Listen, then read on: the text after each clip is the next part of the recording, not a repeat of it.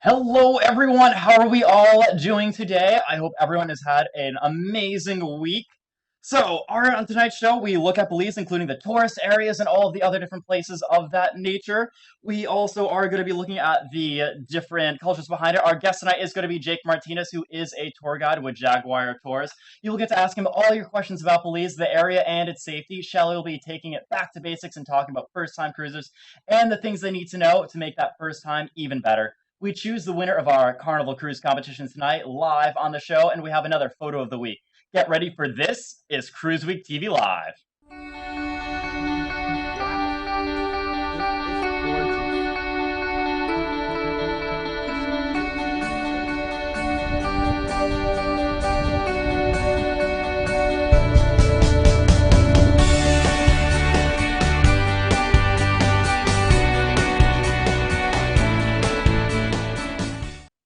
Hey everyone, I'm Matt, and I'm a newbie cruiser with just 2 cruises under my belt. I bring in the experts, and together we learn the tricks and tips about getting the best deals and the best places to visit on your cruise vacation. On this week's show, we are going to take a deep look at Belize, and now this is a place I went to during my very first cruise, and I have to say, it was definitely interesting and eye-opening. Our guest expert tonight is Jake Martinez from Belize with Grand Jaguar Tours, and he lives and works there. Like I said, our show is interactive, so if you are watching on YouTube, Facebook, or Periscope, we are watching the comments and the chat rooms there, so please post your questions in there about Belize, and we will do our best to answer them. But first, I want to thank our sponsor of the show, Good Memories Travel. You really need to check out goodmemoriestravel.com to save money and to go on your next cruise. You get the same great rates as booking yourself, plus you get an onboard credit or a custom reward. It's like cash to spend on your cruise. Yes, they actually give you money to go and cruise with. They enjoy planning and helping with weddings and honeymoons. They are fully licensed by the CLIA, which stands for Cruise Lines International Association, and they have also been earmarked by Disney. They also specialize in handling every aspect of your group cruise, family getaway, or that family reunion you've been waiting to plan. Imagine letting someone else do all the work while you relax. Debbie with GoodMemoriesTravel.com can work directly with the cruise line to organize onboard parties, events, and wedding services, which is one less thing you have to worry about. Debbie can also take card points, so if you have, let's say, an American Express reward card, you can use the points to pay for your next cruise. Good Memories Travel also plans various Christian-related group cruises. Their God is Good group cruise is coming up, so be sure to check that out on their website. They handle, of course, cruises from all cruise lines like Carnival, Royal, MSC, Norwegian, and more all over the world. Debbie Smith is part of the cruise planner, so give her a call to see what they can do for you. It doesn't cost you a thing to look them up and get your best rate. Call Debbie for a free, no-obligation quote on your next cruise. What have you got to lose? Debbie can be reached at 321-338-2953, and of course through the website at goodmemoriestravel.com, and let them know you heard about them on cruiseweek.tv. Like I said, on Cruise Week Season 1, we were just first-time cruisers, and one of the stops on the Carnival Magic was Belize. Now, Belize is a tender port. That means the ship won't dock, but you have to get into a smaller boat for about a 20-minute ride to dock. And trust me, you know you're in a smaller boat. It's still a fun ride, however. We spent the day cave tubing and then touring around Belize City. When we posted on our page that we were going to do a show in Belize, a lot of people posted saying how dangerous it is there and how they would never set foot in Belize. Well, here's a clip from Cruise Week Season 1 of us walking around Belize City and our observations. Walking around Belize was eye-opening. The bus ride to and from the jungle passed by so many towns which were all impoverished. Even the upper class here would only be considered lower middle in the States. However, the people still had a smile on their face. They still woke up each morning to do their jobs and feed their families. The sense of community was very strong. This is a very humbling experience to come from a city-sized ship down to a building that costs less than one cruise ticket. Oh, nice. Thank you, Brittany. And it's $2 to the American dollar. like Like, to 2 Belizeans. 1 US is 2 Belizeans. health. Hey, $1 dollar. I don't have any money, I'm sorry. $1. Sure, $1. For this adventure, we wanted to escape the tourist areas and see what the islands were really like. We walked through the tourist areas where many of the locals were really pushing on their merchandise on us. One woman in particular really wanted to braid the camera guy's hair. Once we left this area, we had to go over a small bridge which separated the tourist area from the real city of Belize. Walking around this part of town was completely different. The locals didn't hassle us to buy items, they mainly just stared. Not an unwelcoming stare, just more out of place. I assume most tourists don't wander around here much. The shops were all caged up and secured, even the ones that were only selling smaller items like soda. Jason decided to buy a soda at one of the shops. There was a small opening in the cage where you have to pass the money through, and the shopkeep gets the item and pushes it back through the same hole. It was a dramatic change from any convenience store in the US, and a huge difference from the luxury of the cruise ship. Well, it kind of makes sense because they are actual name brand ones, so I went through here too. Belize had many shops, but most of them had items you can get back in the US for about the same price. I really wanted something authentic from Belize, and I think I found just that while walking back to the ship. We walked into a small store that would appear to be a grocery store. Yeah, that works. Looking around, I laid eyes on some hot sauce. I love hot sauce, and it was one of Belize's most sought-out souvenir to have. I inquired about the price and it was only 1.5 Belizean, which is about 75 cents US. I bought one mild and one comatose heat level. That said, not to use as a prank on others. This is going to be something glorious to try later on. So, quick tip with that is stock up on Belizean hot sauce because I went through mine in a week and I absolutely love hot sauce. It was absolutely amazing. So, I want to welcome our guest today, Jake Martinez from Belize with Grand Jaguar Tours. Welcome, Jake. And how long have you lived in Belize? And can you tell us a little bit about the day-to-day life there? Yeah, hello everybody, and welcome to this wonderful show. I am, of course, your host, Jake Martinez, and I've been living in the Belize for the last 50 plus years, and I enjoy every minute of my country. As well, we've been doing this type of work for the last over 25 plus years, so it's half of my lifetime doing this. So it's nothing new for us to listen to those kinds of talks about, safety and all that stuff. That's pretty fine. I know that's common. But the everyday lifestyle of the people, we are just like with any other country. We have our life. We go about our business. We are in the industry of tourism, so we protect our product as much as we can. And of course, when you guys make your visit to the country, you won't even know that there are certain things out there that, like with any other country, if you were in the wrong spot at the wrong time, you can get hurt. And or if you're walking in an area that you should not be walking, of course, you can get hurt as well. But all in all, the safety for the entire country, I should say, not only for Belize City, but for the entire country, is very, very, very wonderful. Our government of Belize has put in place some safety measures, and all tour operators and tour guides and everyone in the service industry, we are all adhering to it, and we are all working together to ensure safety as our number one priority for all our visitors, whether it may be for cruise ships and or whether it may be for overnight travelers. So I welcome all of you to come and visit our beautiful little country known as Belize.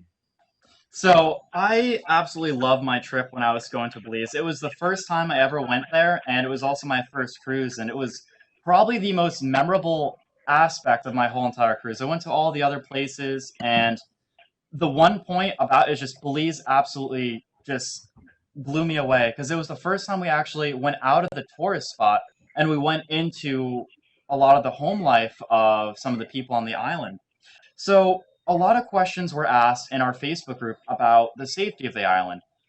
When you leave the tourist areas, usually you're leaving a lot of the confinement of the tour guides and a lot of other different areas. What should you do to be the safest outside of the tourist spots? Can you give us some tips about just kind of walk around general areas or maybe some places to avoid? Sure. Most people, when they do come to Belize, you find, especially for Belize City, a lot of people walk mainly in the downtown area where one can enjoy all the different types of vendors that have their products on sale. And it may be clothing as well, it may be arts and crafts, okay? So those are wonderful areas, but you normally wouldn't find yourself venturing off on the side streets, You know, those are not areas where we would not recommend anyone to walk. But certainly, feel free to walk along the downtown area. All right, and if you're with a tour guide, that's even better. For that tour guide will be explaining to you what you're seeing. But also, I know and I've noticed quite a lot of visitors are finding their way downtown, having their own fun time within their time limits and their time frame, crossing the famous swing bridge and looking at all the fishing sloops as they go across and wondering how this bridge is still in operation. It's being so old, more than 200 years, and looking as well at some of the more historical areas in and around the downtown area of Belize City. But I don't see why you should venture off on your own. When people start venturing off on their own, it's because, for me, I believe they are looking for things that they shouldn't be looking for, you know? Because Belize, as you all know, Belize, as you all know, we are smack in the middle. We have, up north from us, we have the beautiful country of Mexico, and to the west of us, we have Guatemala. And there's a lot of kind of trading going on with reference to all different, like, for example, I'm not going to say, we have drugs passing through our country, and people will venture off at times, going off in the back area to look for that kind of stuff. No, that's not safe, man. That's not safe. It's best just to stay where everybody is having a lot of fun, and it's designed that way. Our government has a lot of security out there to protect you, to protect me as well. And I know a number of them, you won't recognize them, for they may be in plain clothing, and you won't see those guys. You know, they're out there, and all in all, people will always welcome you, and people are very happy to have you guys come and share some time with us. You know, we are warm, we are friendly people, and there's nothing wrong if you happen to get an opportunity of stepping in a home and, you know, mingling with the locals in their home, and maybe even enjoying a local dish or a local drink like our cashew wine, for example. You know, so you just got to be careful when you are out there. Just be aware of your surroundings and don't venture off too far. Like with any country, you know, if you venture off, you can get hurt, and we don't want that. We want you to go back home with an unbelievable experience, a very fun memory of the country. So with us, the video we just watched, Bird, the producer, he was walking around with us, and he had the big camera going on, and we're usually in the tourist areas for most of the other places, and we really wanted to kind of break out of that. And there was, I think, 5 of us total in that group with a pretty large, more expensive-looking camera, and we were just walking around with a lot of the locals. We were probably about 2 miles away from the tourist area. No one really did anything or like was suspicious around us or anything like that. I mean, I think as long as you're traveling with a decent group, you're not really going to be that big of a target. People, you know, came up to us and offered us drugs, but that's the case in a lot of different places going on cruise. Most of the time, the legality of that kind of varies from place to place, and they don't know. I mean, some people are looking for that, and most of the time, like, it's just best to, like, say, you know, no, thank you, I don't do that, or something of that nature, I don't have any money. We didn't have any issues. I think the most interesting thing is we just got a lot of stares, but I'm not really too surprised by that because we had, you know, it was 5 white, like, super pale people. I don't go to the sun. I'm almost reflective. We have to get, like, special lighting in here so I'm not just reflecting. So that's probably something new for a lot of them. And, yeah, I wasn't really scared or worried about anything of that nature. It was daylight and we're only walking around for an hour or two, but it was very humbling being able to kind of walk around the city for a little bit. So, another question that I have is, some people do like cab tours. What's the safety for being able to choose a cab driver to kind of take you around the area? What should you look for and what should you avoid when choosing a cab or a taxi? Okay, remember, when you are using a cab, not necessarily the cab driver will be a tour guide. So that cab driver will take you from point A to point B, and just make sure that you negotiate the right price with him from the very start. You know, you don't want to come back and then suddenly the price is different, for then it will create a situation. So negotiate the price before getting in and going from point A to point B. And also you need to know that when you arrive at your destination, there's a possibility that you can walk around on your own And or if you would like to maybe get yourself a tour guide on site, that can be done as well. But you need to ask those questions. Plus, you need to find out about your entrance fees. You need to find out if you will have time to grab a bite, maybe a small lunch or something, a snack or something, if you can do so.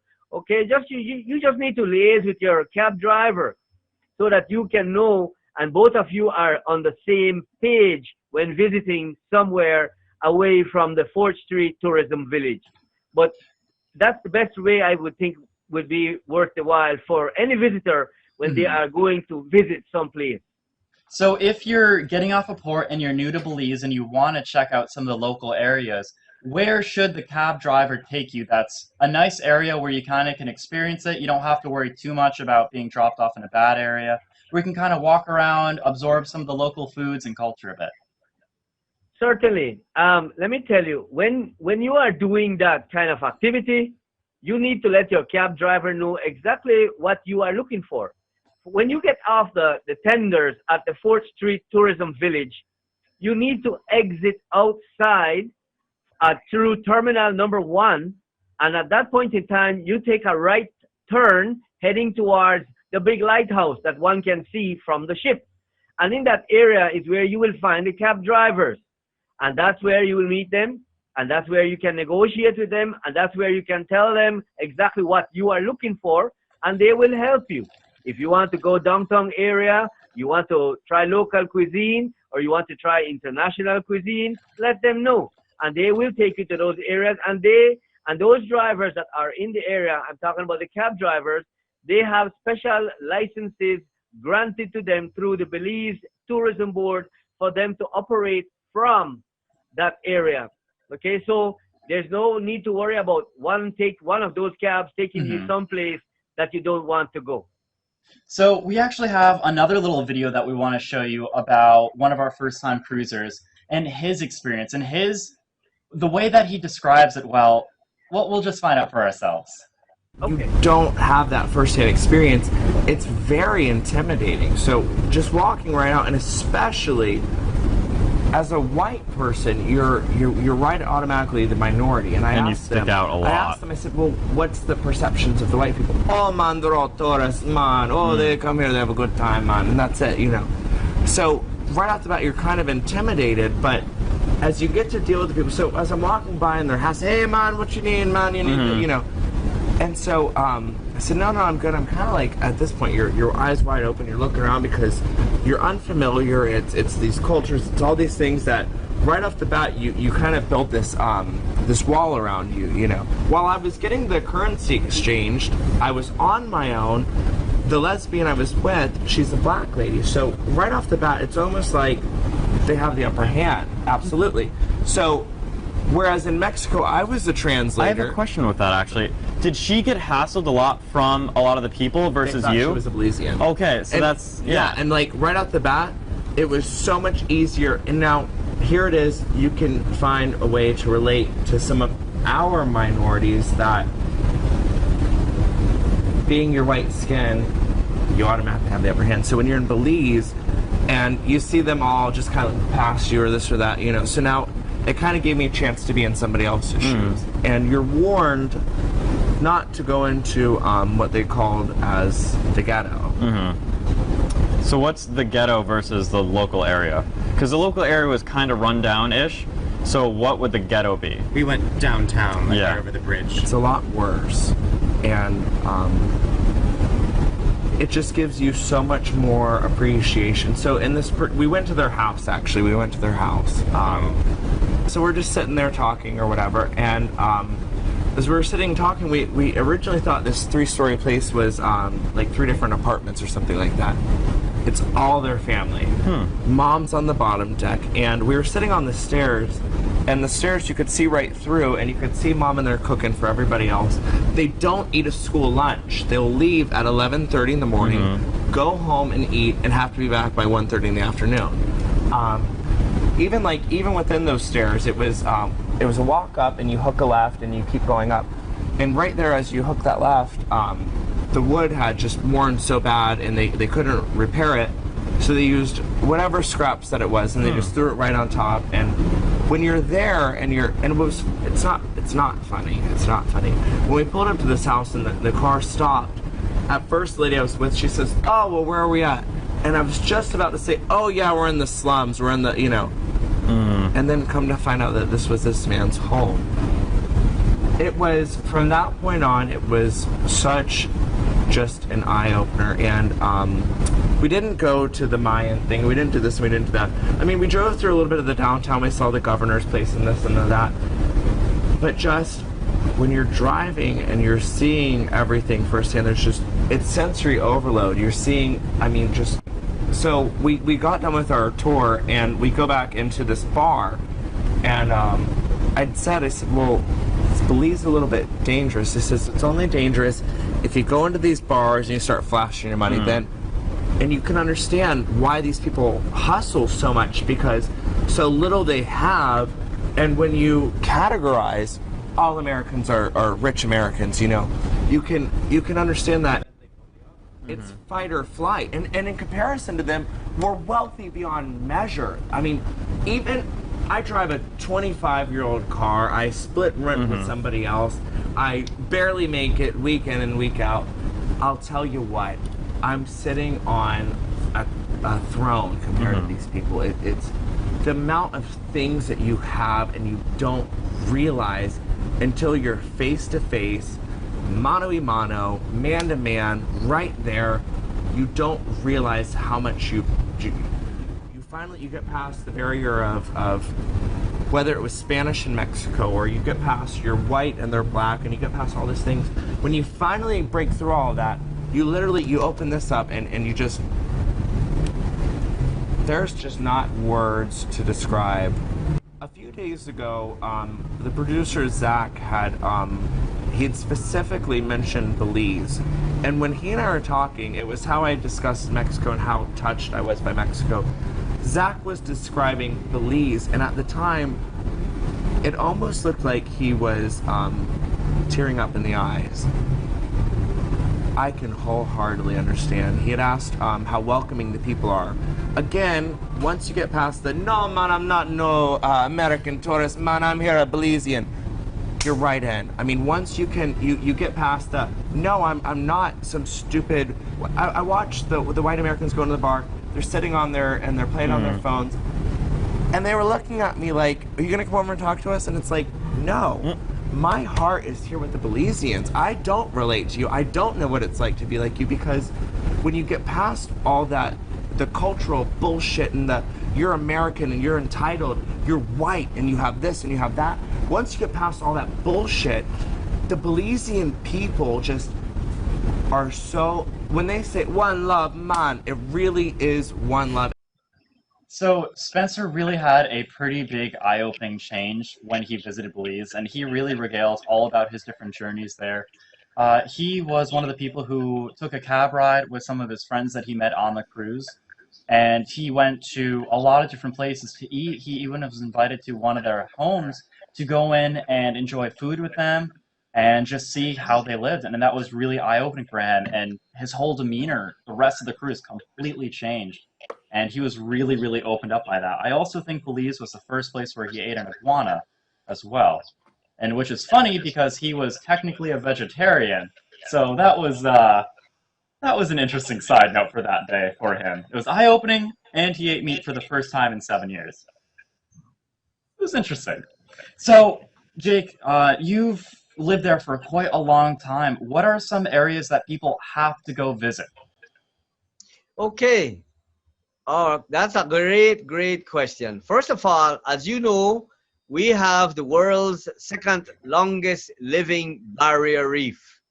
So snorkeling is definitely a yes, to go snorkel on the barrier reef with the sharks and the rays and enjoy an island break. That's wonderful. By the way, someone was asking about doing the blue hole. I don't think any operator is doing the blue hole from cruise ships. It's too far away. All right, so I don't think that's a yes. That's a no, definitely. But apart from that, you can visit some of the closer islands where you will only do snorkeling from that island. It is quite different than snorkeling with the sharks and the rays and an island break.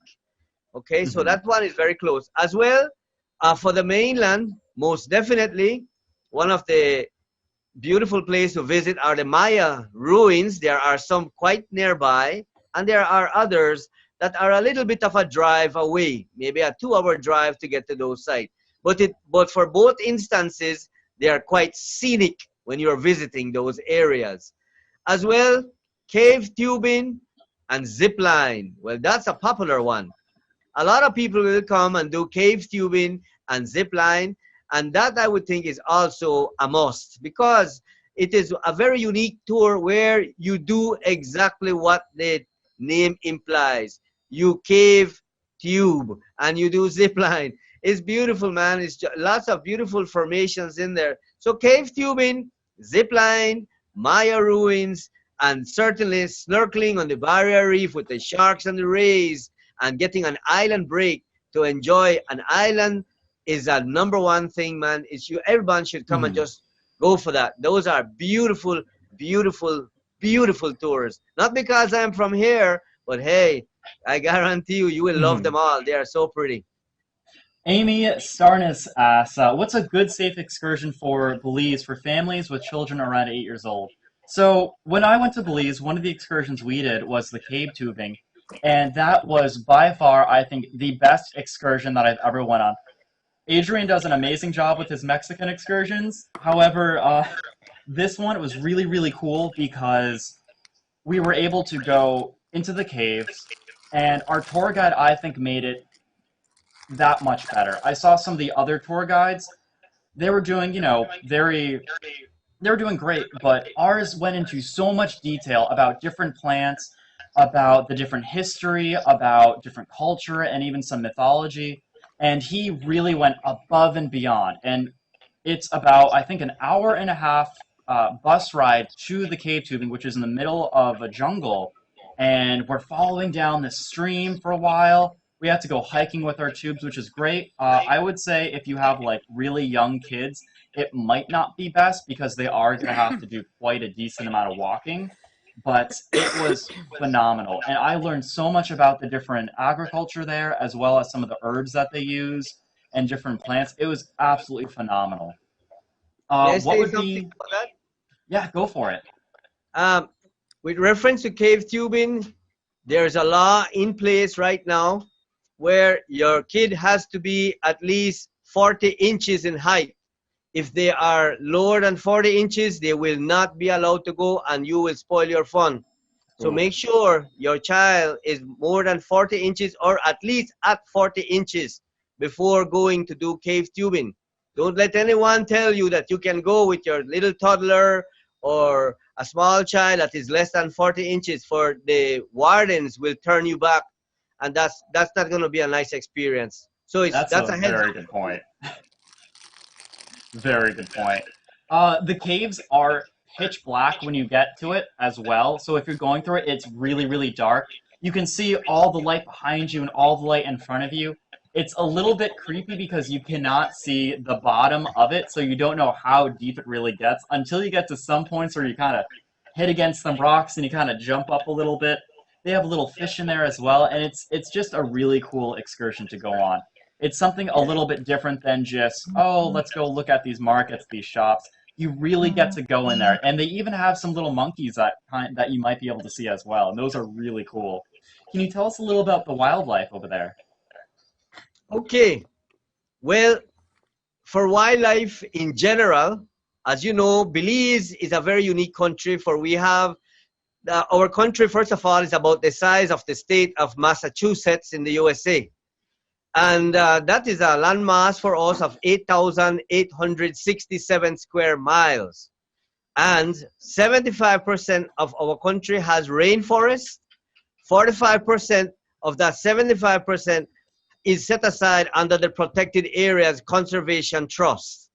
And Belize alone has more than 400 mammals.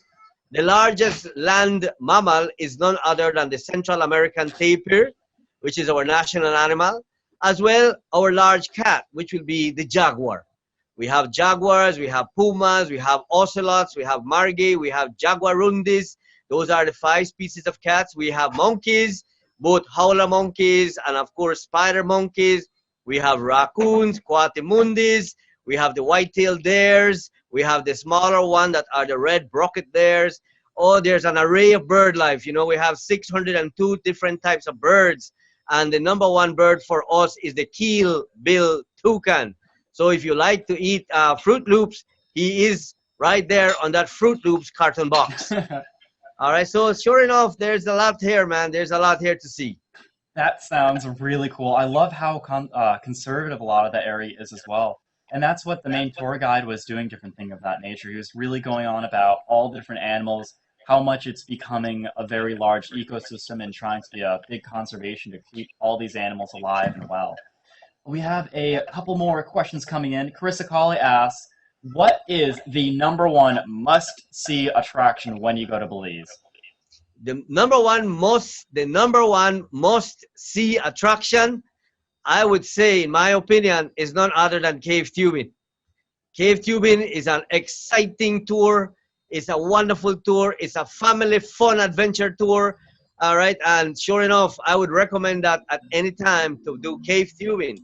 Literally sitting on your flotation device and enjoying a ride in the darkness of a beautiful cave system with all of the stalactites and the stalagmites glittering off in the distance, plus your guide interpreting all that you're looking at and having fun with you, and maybe even singing a birthday song for you. Or if you're having an anniversary, let us know, you know, all those things. So for me, I think cave tubing is #1, followed closely by snorkeling on the barrier reef with all these beautiful sharks and rays, and enjoying the beautiful rainforest of the seas. Those are the corals that are in the area, probably seeing turtles and dolphins and the other sharks as well, not only the nurse sharks, but the lemon sharks, the hammerhead sharks, and an array of marine biodiversity when it comes to marine life. So for me, the #1 is cave tubing, and followed closely by our snorkeling with the sharks and the rays. I hope that helps. Definitely. And look at a lot of the different tours as well. I know at the end of our cave tour, we were given a free lunch as well, which was beans and rice, which is different than rice and beans, as well as some of the chicken. And they had some of the Belizean hot sauce over there. And this is where I found my absolute love for hot sauce. This is literally the best hot sauce I think I have ever had. It was so good. I love spicy food. So if you love spicy food, definitely check out some of their sauces. They have it in some of the tourist trap areas, but it's a lot more expensive. It's like $4 or $5. If you go to some of the local areas, it was literally 75 cents. When we went there, it was $1 US is equivalent to 2 Belizean. Check out how much Money Chains works and look for like some of those good deals. Let's see. Where was it? Oh, there we go. On YouTube. Mary Willingham asks, what is one Belizean item that you should take home to you that you can remember your visit? Okay, that is a great question. I know that in Belize, the local artisans uses 2 types of wood to make arts and craft out of. I'm going to show you one right now, and here it is. Okay, let me see. Can we get it in? Right here. Okay, here we have a beautiful art that was made none other than out of the wood called zericote. Zericote is very popular in the country, so they will make lots of arts and craft out of this particular wood, as well as out of mahogany. But let me tell you, you might want to take home something that you will remember Belize by. You can find yourselves, if you're doing a snorkeling trip, by getting a manatee and or a dolphin or a stingray or a shark. And if you are doing something from the mainland, probably you can get a toucan, which is the national bird of Belize. Okay, and there are many other arts and crafts, lovely bowls, lovely forks and spoons that are made out of mahogany and or even zericote. But there's an array of arts and craft out there just for you. You pick the one that you'd like, make a bargain there, and there you go. You can purchase that and take it home. I really enjoyed looking around a lot of the different places. You could actually see some of them working on the mahogany wood pieces. It was really, really cool to see them working on it from scratch. A lot of places in Mexico, you see like cheap knockoff products that are kind of neat, but you can easily see all the dedication, craftsmanship that they put in all of these pieces. It was absolutely amazing. Some of the pieces are a bit expensive, but no, they literally made this from their bare hands, from a block of Yes. wood to their final product. It is their home. Like, this is what they do for a living. So keep that in mind when you're looking around some of the local areas.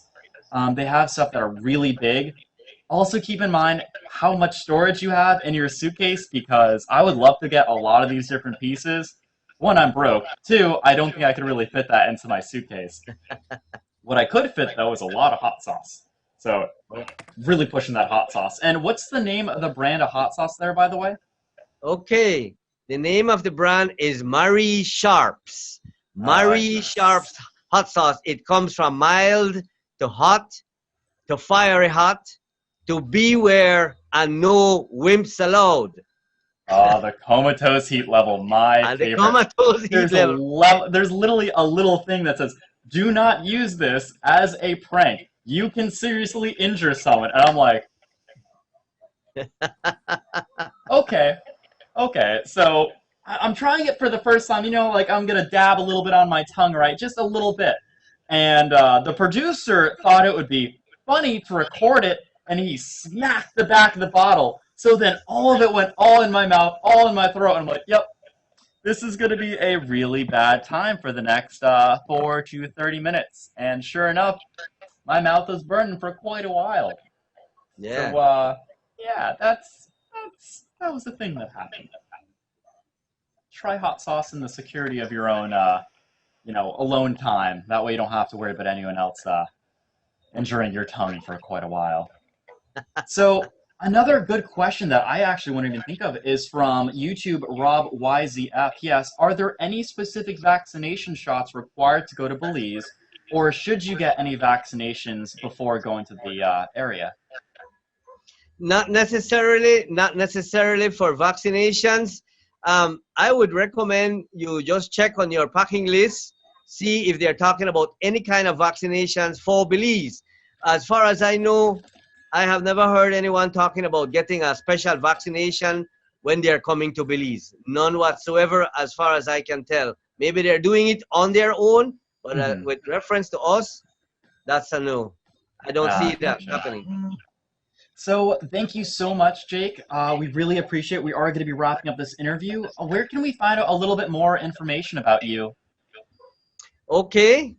You can find out more by visiting our webpage at www.belizegrandjaguatours.com. Also, you may find us on our sister page on Facebook. We are under Belize Tour Guide, and we have a number of videos showing a lot of the different types of tours that we do when you come here. And of course, we have partnered up with none other than my colleague back in the USA from wheelsupvacation.com and Brant and Paulina Sims. So you can check with those guys too if you're uncertain about something about Belize. You can either email us or you can PM us or inbox us directly at Jake Martinez, and I'll be very happy to answer your questions. I have never left a question unanswered as yet, and I don't think I ever will. I'm very excited to answer any of your questions. So feel free, whenever you post a question up there and you see a little thing that says PM me and let's chat, hey, by all means, go right there and click on it, and there we go. You can tell me your questions, ask me your questions, and I'll be very happy to answer your questions. So from all of us here in Belize, at BelizeGrandJaguatours.com, we say thank you for having us, and happy cruising, and I hope to see many of you very, very soon. Thanks, everybody. Well, thank you so much, Jake. That's been such a great interview. I hope all of you enjoyed it as well. So, Chalii has been thinking back, way, way back, to when she was a newbie cruiser. I believe that was on the Ark with Captain Noah. Anyway, in a moment, she'll be talking all about the essentials that a first-time cruiser will need to know to make their first experience a little better. But before that, I want to tell you about vMix. So, this show and all of the wonderful abilities we have to bring in guests remotely would not be possible at the level we do without vMix. vMix is the live production software that powers our live show and many other high-end productions. From church services to football games and more live productions, they all run on vMix. What our producer Bird really liked when he was trying to improve our show was they give you a full 60-day trial of everything. That way you can test it out risk-free before you buy for 2 full months. Then they have systems starting from just $350. If you're going to do any sort of serious live streaming, you will need vMix. Try it today at vmix.com. Our photo of the week comes from the Facebook group Solo and Single Cruisers, and we have a lot of entries on this one. It was hard to pick. However, we like the one from Kelly Bennett, pictured here grabbing the whale tail on the ship.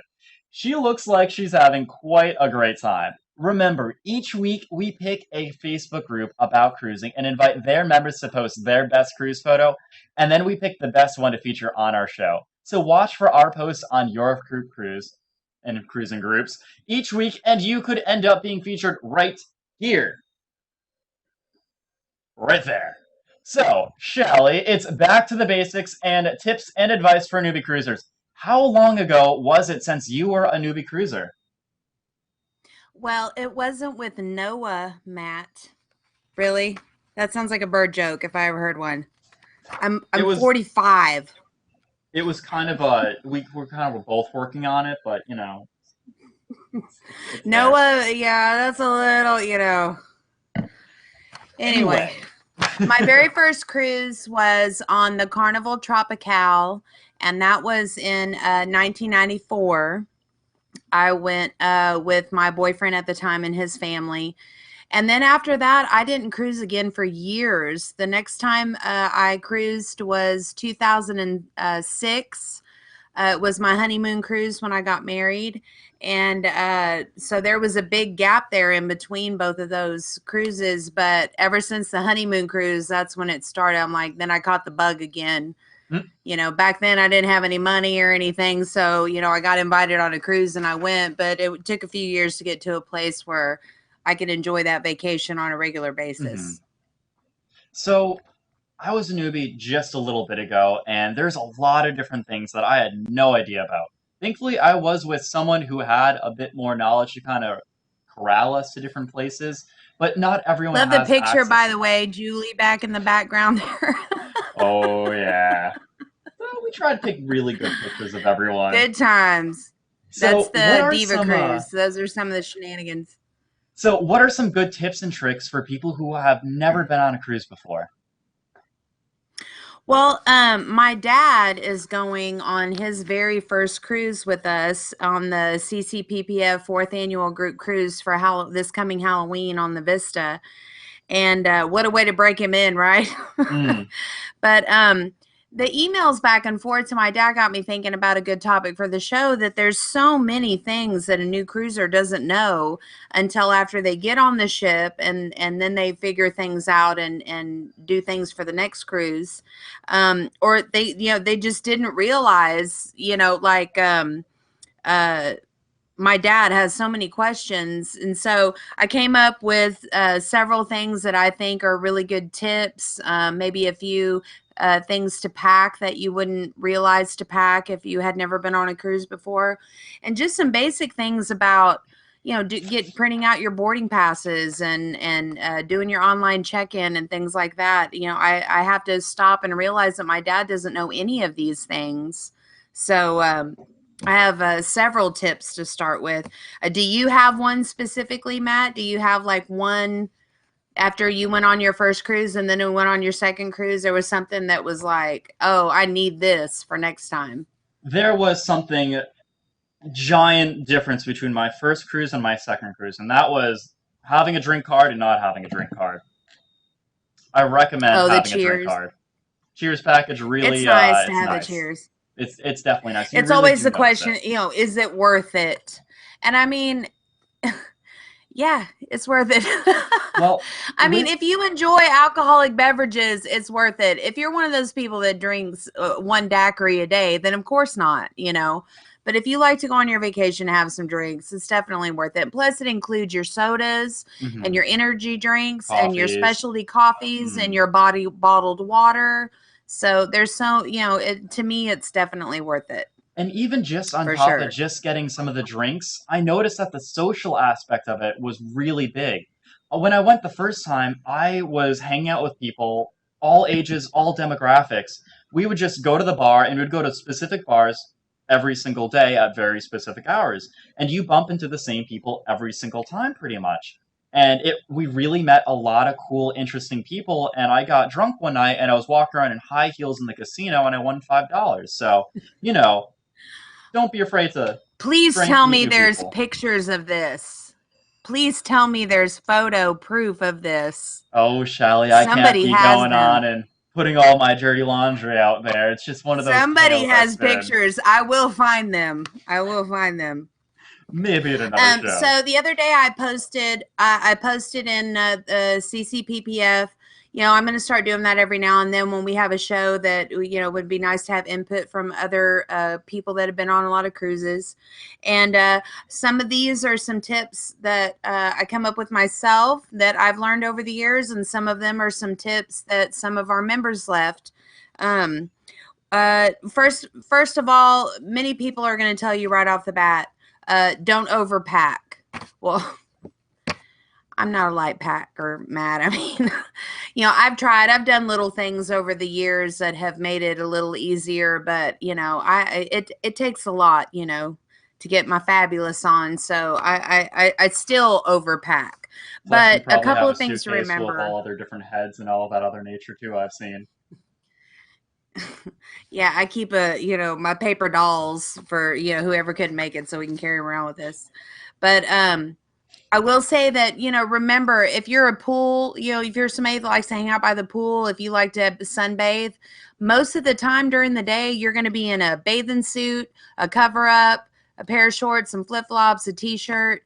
So remember that you may pack an outfit for every day, but if you hang out by the pool, if you're going to go do a dolphin excursion or something, you're going to be wearing your swimsuit and a cover up and things like that most of the time. So keep that in mind when you're packing, an outfit for every single day, because you probably won't need half the things you packed. Mhm. Another tip is there's always an occasion for gratuities. You've got your porter at the cruise terminal. You've got the guy that brings your room service tray. You've got your taxi drivers. I always get at least $100 in ones and fives, and that's just my tip money. And if I leave home with some of it, great. If I don't, whatever. But you don't want to be standing there trying to, do you have change for a 20 when you're trying to give them a tip? That was a great piece of advice. Bring your ones, bring your fives, make it easy on everybody. One thing in the packing list that I sent to my dad, one of the things on there is to bring a lanyard, and his email back to me was, what do I need a lanyard for? So of course that question in itself prompted the question of what, your sign and sell card. So basically what I explained to him is that, all cruisers, there's no cash exchange on board. You'll receive a sign and sale card that will be linked to either a credit or a debit card or a cash deposit. This card also is your cabin key. So you're not usually carrying your wallet or a big bulky purse around with you on the cruise. So it's nice to be able to just clip your sign and sell card on your lanyard, wear it around your neck. You don't have to worry about it. It's always right there. Worry about falling out of your pocket or anything like that. So a lanyard, bring one with you. They have all kinds of cute lanyards with bling and all kinds of stuff. Another cruiser recommended to bring like a highlighter pen with you. You get your fun times paper every day in your cabin, and there's a perforated section that you can tear out and take with you. It's like a condensed version. You can use your little highlighter pen to highlight the different activities that you definitely don't want to miss and what time they are and where they're at. With all the, the better, cheaper access to the internet, I would definitely recommend to any new cruiser to spend the minimum, the social media package that you can use, the Carnival Wi-Fi. If you have Facebook and you have Facebook Messenger, that's a great way to keep in touch with family at home. It's also a great way to keep in touch. All the cruises I go on now are all with, hundreds of people sometimes. And, if there was a change in your itinerary or you want to let everybody know, hey, I went to the dining room for dinner, I'll meet you there at 6. It's a good way to chat back and forth. And it works even, if your phone is on airplane mode. And So, with the Wi-Fi, you can also get the Carnival Hub app as well, correct? Can you talk a little bit about that? right. The Carnival Hub app is a app you can download from the Play Store or your iTunes, and basically, I haven't used it a whole lot just because I always have the Facebook Messenger, and most of the people that are on the cruise with me have it as well, so we can chat that way. But the Carnival Hub will have a copy of the fun times in there every day of the activities going on. I do believe there's a way to chat with people through the Carnival Hub. But again, like I said, we all have Facebook. So I almost always use the Messenger to talk back and forth. But there's lots of cool things that the Carnival Hub app will allow you to do while you're on board. I'll get if you ever wonder, everybody posts a little cute cruise countdown, how many days till your cruise. You put your booking number in, your cruise date, and you can post your countdown for your cruise. So definitely, the Carnival Hub, spend I want to say for sure $5 a day for the It's social media. $5 for the Carnival Hub app altogether. I don't know how much the Wi-Fi is. Bird usually got the Wi-Fi package. However, I do know if you get the Hub app, it will work without buying a Wi-Fi package, and we really liked it a lot. Right. The Carnival Hub is free, Matt. It's not going to cost you $5. The Hub app itself is free. It's the Wi-Fi you have to pay for. Package, I think, on the Hub app. Oh, okay. Yeah. They have like a separate. Okay. Yeah, that was nice because you can message people on the ship. Right. The social media package is really cheap. It's like $5 a day for a 7-day cruise is $35. It's really not, I have a 17-year-old son that I got to keep track of. So I need to be able to message that boy and make sure he's getting home on time and everything. Also, Carrie Fletcher, the fun times are also on the Carnival Hub app. And what I really like about it is you can favorite some of them, and it'll give you 15, 30, or even hour reminders on when it's going to happen. So you can never miss, or hopefully not miss, one of the shows. If you really want to go to one of the shows, it will give you a little reminder, and that's really helpful. Plus, it tells you all the different times, dinner times, and other different events. It helps you really keep up to date on kind of what's going around. And I would highly recommend that, especially if you are a new person. If you have a lot of kids, a Wi-Fi package is great. Lets everyone use it. However, the Hub app is really good too if you only want to message around just some people in your group. I remember back in the day before, there was a time whenever the internet package, if you did try to get the internet, it was like crazy expensive. And so we would buy the dry erase boards, like a little small one, and keep it in the cabin and leave messages for ourselves on the dry erase board. But they've come really far with the Wi-Fi and the internet. It's very reasonably priced. I know a lot of people say you should disconnect on your cruise. You don't want to talk to people, but I can't leave my boy alone. I mean, I got to make sure I can get a hold of him. So, and plus with the CCPPF, I like to post pictures of our group cruise. I mean, it's super fun. So, the next thing, another tip, you can bring your own cup. You got a Yeti, you got an Arctic, you got a Tervis tumbler you like to do. I have my custom made Diva cup here that Patty Brower from wepromou.com made for our Diva cruises. The drinks out by the pool, it's in a little plastic cup. The ice melts quick. It's hot outside. I just dump my drinks in my own cup. You can carry them around. It just keeps the ice from melting so fast, and you can put more than one drink in a cup. So to me, everybody, you can bring a cup. A lot of people don't know. Can I bring a cup? Yes, you can bring your own cup. Oh, and Bird has a great little story. I just laughed at this. I mean, I I know that new cruisers just might not know, but this particularly really cracked me up. So on his first cruise, he didn't realize that the main dining room was part of your cruise fare. I mean, it's not extra to eat there. It's just a fancier place to eat, and there is a dress code. And of course, there are some items on there from the steakhouse that you can pay for extra.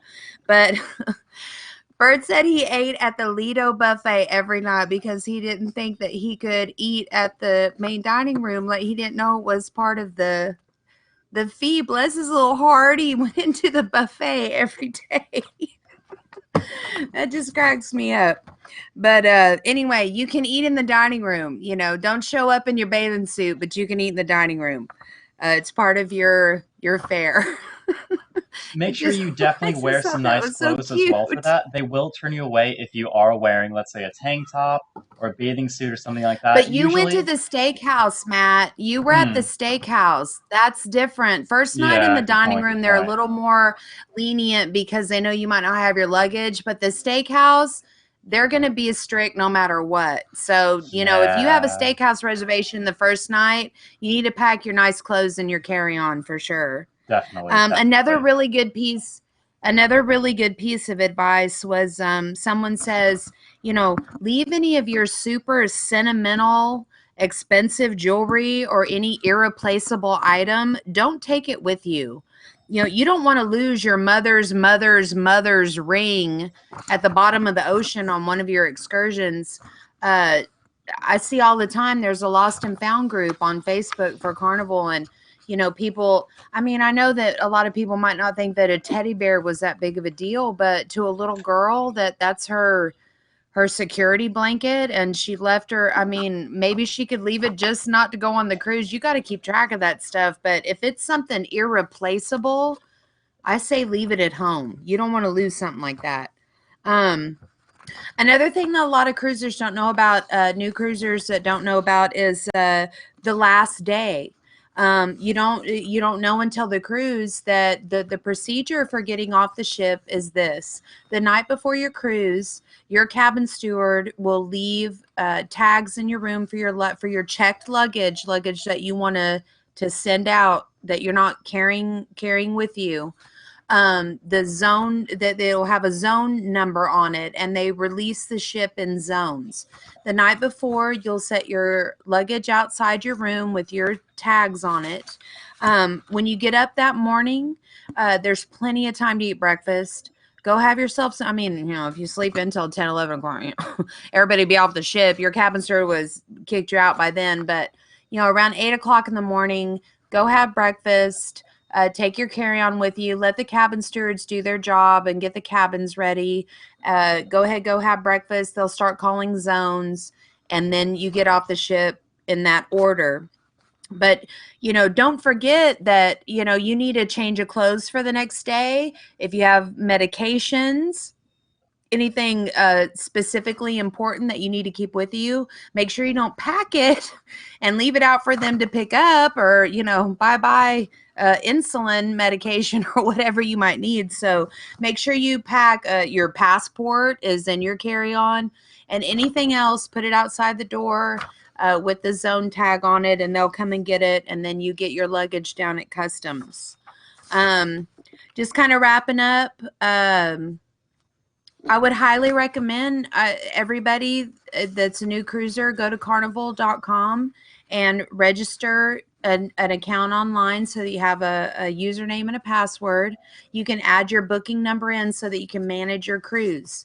When you manage your cruise, you can print out your boarding passes. You can do your online check-in. You can print out the health questionnaire. You can add your expense account, how you're going to pay for stuff online with your sign-in sale. What was the other thing? There was another thing. You can buy cheers online. You can purchase excursions. You can get faster to the fun. All that can be done online. And so you definitely, once you book your cruise, you want to go to www.carnival.com, register an account. Cheers is at carnival.com/funships. Fun shops. Sorry, not fun ships. Fun shops. And from there, you can purchase cheers. They have room decorations you can pay for. You can have pastries and cakes and all kinds of different things delivered to your cabin. Two couple of things that I always bring on my cruise that I didn't know to bring on my first couple of cruises was, number one, a non-surge protector outlets. I feel a sneeze coming on. I'm trying to hold it back. Oh, but the worst time to have a sneeze. I want to have USB ports. I have things I need to plug in. I have things I need to charge. There's one plug in your cabin. There's one in the bathroom too, but it's that wacky European plug. So, you get in there and you find out, it's like, I have one plug. I have a hair dryer. I got hot rollers. I got to charge my phone. I got to charge my camera. I got all this stuff. So bring one of those. And another thing is that you don't know until your first cruise that your cabin door, it is designed to close behind you. It does not stay open for you. And it's really a pain in the butt holding the door open with your booty. Well, my husband's butt, he's the one dragging in all the luggage, but you're trying to drag in 8 pieces of luggage and the door keeps slamming shut behind you. Go to Walmart, buy a $2 door stopper, the little wedge thingy. It's great. Your cabin steward has one, but he needs it for his duties. Don't be asking him to borrow his, okay? He needs it. Just go buy one. They're $2. It'll keep your door open. The last thing I have in my notes is that, of course, every adult is allowed to bring on 1 bottle of wine. So if you'd like to be able to enjoy your wine in your cabin, you probably want to bring a corkscrew. Your cabin steward might have one, he might not, but you may not, it may be at a time when he's off duty and you can't get a hold of him anyway. So I always pack one with my stuff. So I hope all of these tips might help some of our first time cruisers, things that you didn't know to do.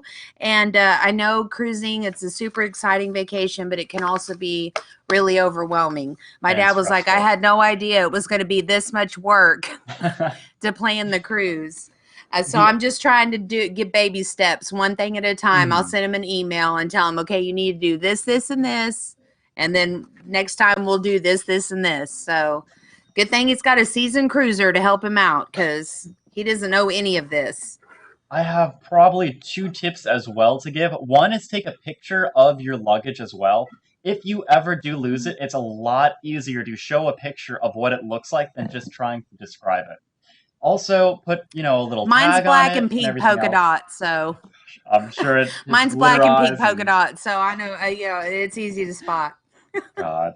And the other thing that I just got was a bunch of Glad vacuum seal bags. And some of them are meant just for luggage, where you don't need to vacuum it to air shrink it.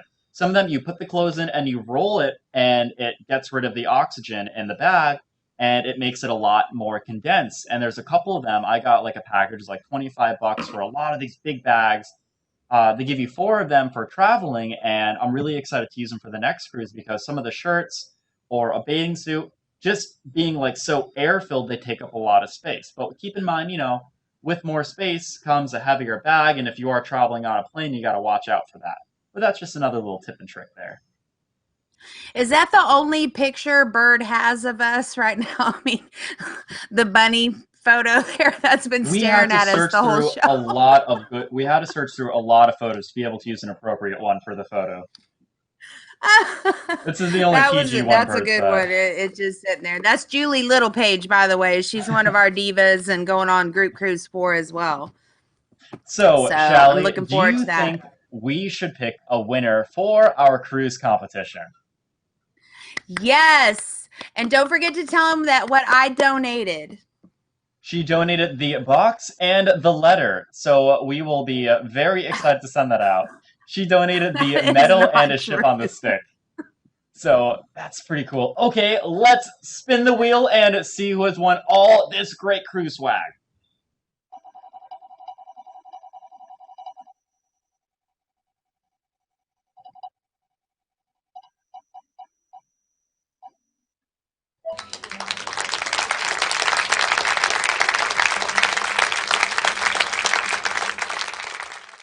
Oh, Okay, so Linda, you have won 3 Carnival Cruise towels, a $100 gift card for Carnival, a ship on a stick, and a medal, plus a lovely box.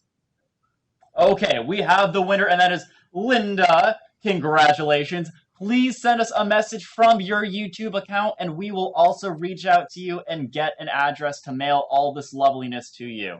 We will have more giveaways to everyone who has subscribed to our YouTube channel in the upcoming weeks. So subscribe, and stick around, and we will have more exciting competitions coming up soon. Sadly, Jess from the US wasn't able to get a video uploaded in time for this week's show. The internet was having a lot of difficulties on the Triumph, and that can take up to a week to send us a video. But she will be back next time with another video segment, so stick around for that. I want to let everyone know that our show, CruiseWeek.tv, is up for the 2017 Live Streaming Awards. Yes, our little show has been nominated amongst other much larger live shows. I want to thank everyone here for all their support and hard work. It really means a lot to us to have been nominated. If you want to show us your support, go to cruiseweek.com. Our merch store is now open. You can get cups, shirts, hats, even some alcohol drinkware that I personally designed for my own taste. Just over at cruiseweek.tv/merch to check out some of our offerings. Next week, we are looking into the history of Belize. Yes, Belize Part 2.